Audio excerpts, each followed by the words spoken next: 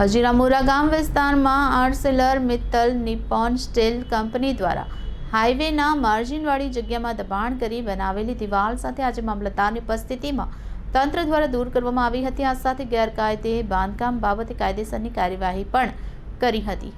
હજીરાના મુરા 3 રસ્તા પર EMNS દ્વારા નેશનલ હાઈવેના માર્જિનમાં બનાવાયેલી દિવાલ ટ્રાફિક માટે અડચણરૂપ હોવાથી આજે 84 મામલતદાર અને તેમની ટીમ દ્વારા 100 મીટર લાંબી દિવાલ પર બુલડોઝર ફેરવીને દબાણવાળી જમીન ખુલ્લી કરાઈ હતી। તો હજીરાના સરકારી સર્વે નંબર પૈકી અંદાજે 32 કરોડ પર 1000 ચોરસ મીટર જમીનમાં બિનઅધિકૃત રીતે બનાવાયેલા ઢાબા, હોટલ સહિત કમર્શિયલ દબાણ મળીને 100 જેટલા દબાણ દૂર કરી જમીન ચોખ્ખી ચણાક કરાઈ હતી। હજીરા પટ્ટી પર ટ્રાફિકની સમસ્યા ભારે રહે છે, ખાસ કરીને સવારે તો જવું મુશ્કેલ હોય છે। આથી સ્થાનિક અને રાજકીય નેતા દ્વારા દબાણ દૂર કરવા માટે રજૂઆત કરાતા જિલ્લા કલેક્ટરના આદેશથી